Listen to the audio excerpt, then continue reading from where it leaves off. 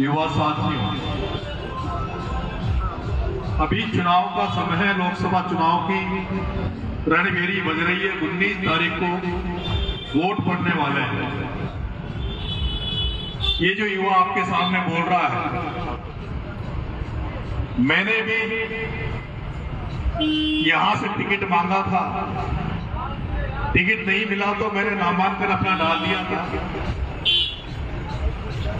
लेकिन जब मैंने नामांकन डाला और जब मन बनाया चुनाव लड़ने का, और नामांकन डालने के बाद जब मैं पूरे इलाके में घूमा, जब कुछ गांव में गया, तो मुझे महसूस हुआ कि हमारे पास समय कम था।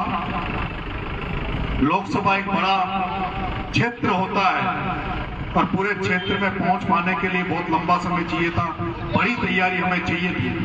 और लोगों का ये भी मन था कि जिस तरह से अभी परिस्थितियां बनी हुई है, जिस तरह से पूर्वी राजस्थान में राजनीतिक हालात बने हुए हैं, ऐसे में हमारा चुनाव लड़ना ठीक नहीं रहेगा। और सबकी राय मशवरा लेके जब हमने मंथन की तो सबका एक ही राय आई कि भाई इस बार निर्दलीय चुनाव लड़ना ठीक नहीं रहेगा।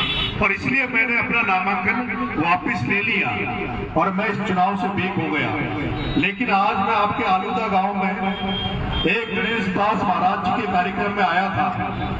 वहां से आपके पापड़ युवा साथियों ने कहा कि साहब हमारे गांव में भी कुछ युवा साथी आपका स्वागत करना चाहते हैं, आपसे मिलना चाहते हैं, आप पापड़दाई पहुंचे।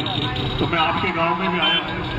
मैं तो पक्ष में दोनों युवा साथियों आपसे इतना सा कहना चाहता हूँ, जब आप वोट दें तो वोट उस आदमी को दें जो वोट देने के बाद उस वोट की कीमत को, वोट को 5 साल तक आपको याद करे, आपको जहन में रहे कि इन लोगों ने मेरी मदद की, इन्होंने मुझे बनाया।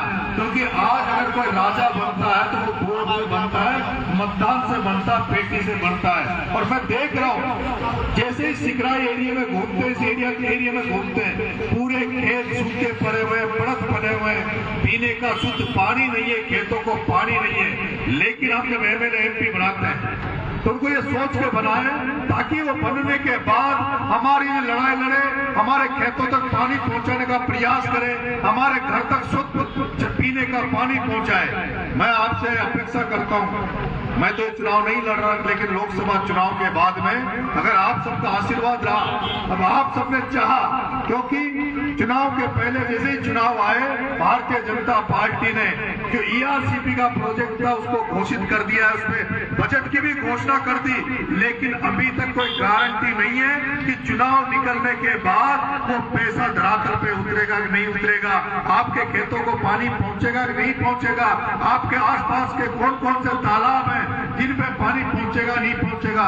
लेकिन आपका अगर आशीर्वाद रहा, आपका साथ रहा, तो चुनाव के बाद फिर से मैं आपके बीच में आऊंगा। और मैं आपको भरोसा देता हूं, मेरे पास कभी कोई पद होता नहीं रहा, लेकिन राजस्थान की राजनीति में आपके इस बेटे ने जब भी कोई आंदोलन किया, जब भी कोई मूवमेंट किया, तो उसको परिणति तक पहुंचाने का, मंजिल तक पहुंचाने का मैंने पूरा काम किया है। और अब तक कई बार ऐसे आंदोलन किए जिसमें सरकारों को झुकाया और सरकारों से लोगों की मदद करवाई। अगर इस एरिया में जो आज अगर सबसे ज्यादा जरूरत है, तो जरूरत है आपके खेतों को पानी मिले। अगर आपके खेतों को पानी मिला, आपके खेत हरे भरे हुए, तो आपके घर संपन्न होंगे। जो यहाँ व्यापारी बैठे हैं, जो दुकान वाले बैठे हैं, उनकी दुकानें भी चलेगी। जब आर्थिक रूप से एक आदमी मजबूत होता है तो उसका असर पूरे क्षेत्र में पड़ता है, पूरे इलाके में पड़ता है। मैं आशा करता हूँ कि जो भी यहाँ से सांसद बनेगा, वो जब सांसद बन के जाएगा तो यहाँ की खेतों की, यहाँ की जो पानी की समस्या है, उसकी आवाज वो दिल्ली तक पहुंचाएगा,